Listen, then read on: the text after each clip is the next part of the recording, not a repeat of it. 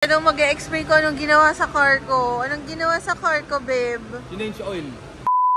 Hi, Bellbeans! Mga dakmamas and dakpapas, welcome back to my channel. Navara updates! So, hindi ko napansin, masyado ako nag-enjoy kakadrive nitong Navara pickup ko. It's reached 10,773 kilometers. So, balita ko, kung gusto nyo alagaan yung mga sasakyan nyo, dapat change oil, check up, stuff like that. Yun yung gagawin natin today. Na-influensyahan na naman tayo syempre ni Papi sa Drive Plus. So, dun ako imbes na sa casa. Kasi sabi niya, ewan ko totoo, let me know. Yung sa mga casa daw usually, yung mga cheap or, hindi naman siguro cheap, pero alam mo yun, cheap nga. Medyo chipanga nga daw. Chipanga yung mga ginagamit na oil for the oil change. So, with Drive Plus daw, I don't know, baka hindi siya cheap. So, sana hindi naman gano'n kamahal. Magkikita kami ni Papi doon. Also, someone asked me kung high maintenance daw ba ang Navara. I don't think so, kasi ako hindi naman ako ganun kaalaga, but parang ano pa rin siya,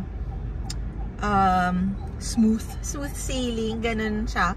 Binili ko daw mga, I think, November 2022. So, I think mga more than a year na rin.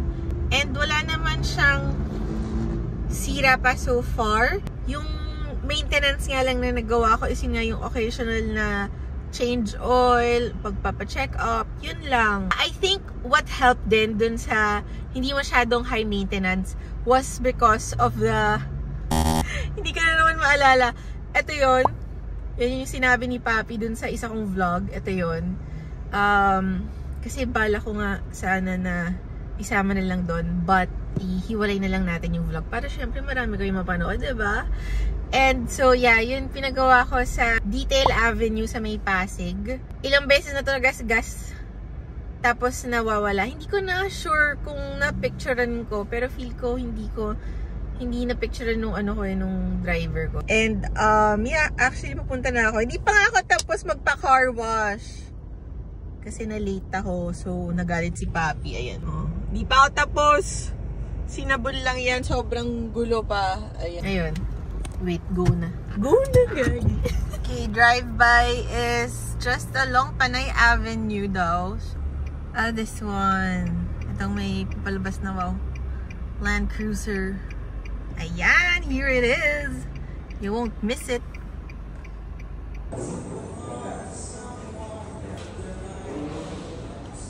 $9,999. Sige lang.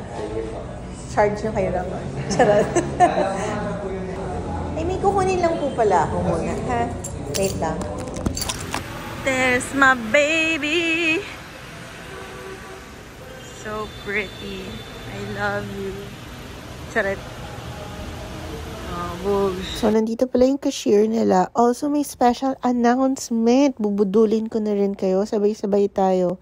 May 12% markdown yung mga nila gulong. So, alam nyo na yarn. And we're gonna pay na. So, ayun ang pagbayad na meat. And surprisingly, it's so fast. Parang 1 hour or less than an hour.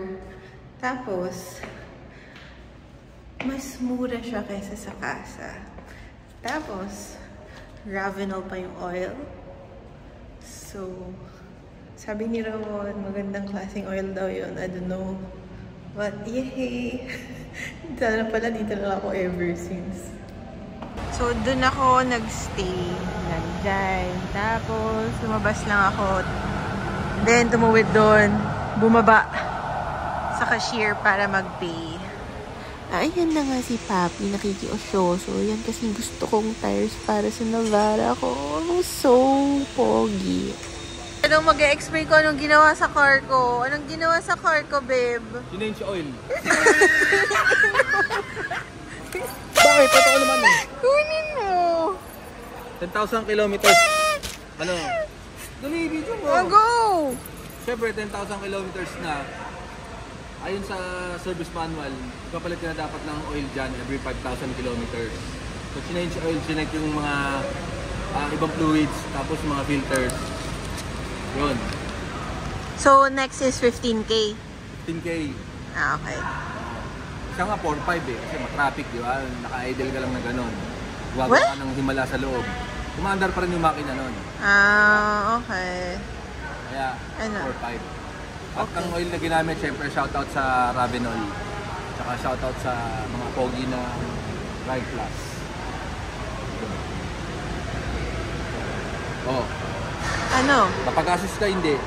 Napagastos? Oo nga, pero sabihin, kumpara sa kasa, Yun nga sabi ko mas mura. Akala ko mag 15 to 20,000. tapos sigurado ka pa yung oil na ginamit, yung quality, hindi yung basta-basta oil na mass production. Tapos ang bilis. Gulat ako. So, Hindi ka dito na lang ulit. pinaghihintay. Oo nga, masyado. Tapos mga katabi mo, ito. Porsche, pare, Porsche. Soon. Malulupit na kotse, nandito,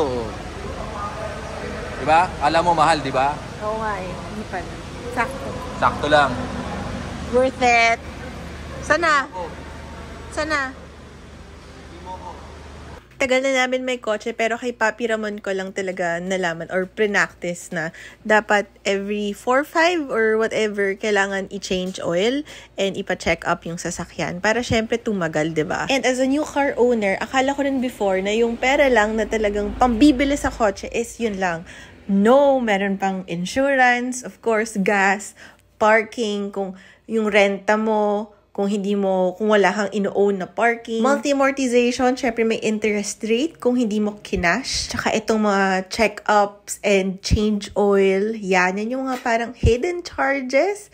So as a new car owner, at least alam ko na itong mga to and hopefully ma-share ko rin sa inyo.